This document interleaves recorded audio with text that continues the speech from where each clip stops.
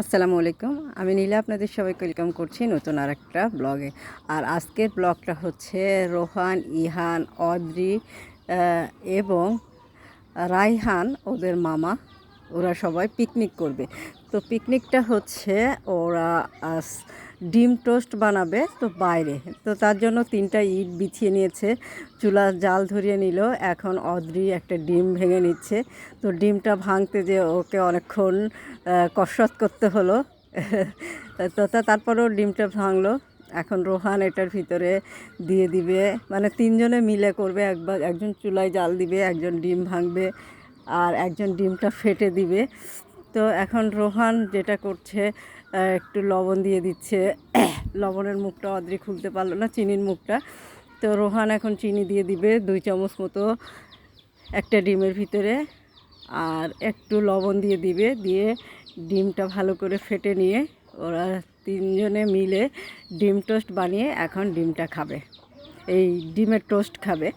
তো এই চুলার ভিতরে মানে নিচে মাঠে ঠিক না, ওই উঠানে ওরা পিকনিকের মতো, যেটা আমাদের একটা শর্টকাট ছোট পিকনিক, ডিম টোস্ট যেটা আমরা পারি সেটাই তৈরি করি।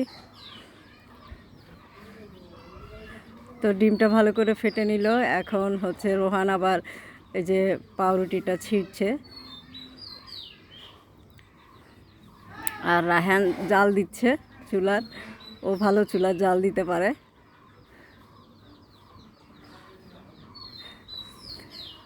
পাতাগুলো নরম হয়ে গেছে, যার জন্য একটু ধোঁয়াটা বেশি হচ্ছিল। কড়াইয়ে তেল দিয়ে দিয়েছে। এখন ডিমটার সাথে পাউরুটিটা মিশিয়ে নিয়ে ডিমটা তেলের ভিতরে দিয়ে দিবে।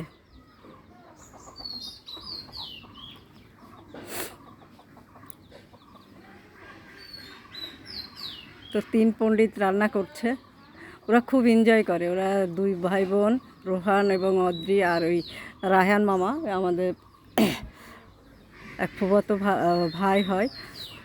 তো সারাটা দিন একসাথে খেলাধুলা গল্প, যখন আমরা গ্রামের বাড়িতে আসি খুব মজা মাস্তি করে, এবং 3জন খুব বন্ধুর মতো সম্পর্ক।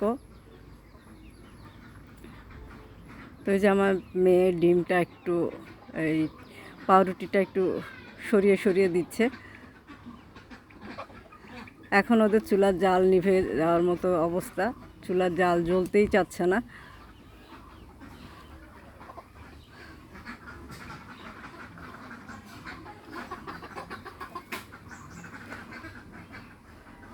তো আসলে আমি যখন গ্রামে আসি, আমিও ওদেরকে আনন্দ যেটা করতে চাই করতে বাধা দেই না। এই যে একেবারে চুলার জাল নিভিয়ে গেছে, এখন ফু দিচ্ছে সবাই মিলে। আর রায়হান আবার ম্যাচ দিয়ে চুলার জালটা ধরানোর চেষ্টা করছে। আর আমার মেয়ে এটা উল্টাতে যেয়ে অবস্থা খারাপ হয়ে যাচ্ছে ওর। তো যেটা বলছিলাম, ওরা যখন আনন্দ করে আমি আসলে ওইভাবে বাধা দেই না, যেটা বলে সেটা করতে দেই, যে যাতে এইগুলো ওদের স্মৃতি হয়ে থাকে, বা এই ছোটোবেলার এই মেমোরিগুলো ওদের যেন ভালো একটা মেমোরি পায় আর কি, মানে মেমোরি থাকে। এইটা দেওয়ার জন্যই আমি অনেক কষ্ট করি ওদের জন্য। তারপরে এই যে নিয়ে আসা, গ্রামে নিয়ে আসা, আবার থাকা এবং এইগুলো করা, এবং ওরা করে আর আমি ওদেরকে উৎসাহ দেই।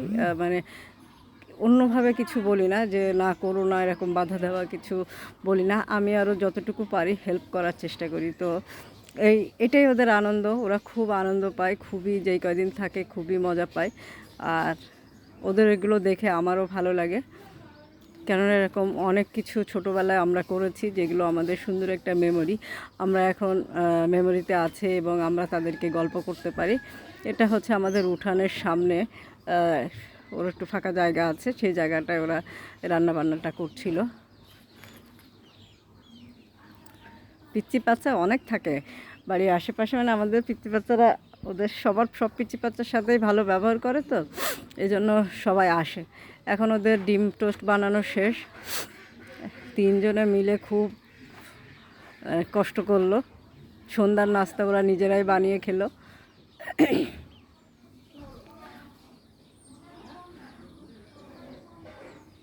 যে এখন উঠিয়ে ফেলছে, ডিম ভাজা হয়ে, এই টোস্ট ডিম টোস্ট হয়ে গেল, এখন উঠিয়ে ফেলছে, এখন ওরা খাওয়া দাওয়া করবে, খেলাধুলো করবে।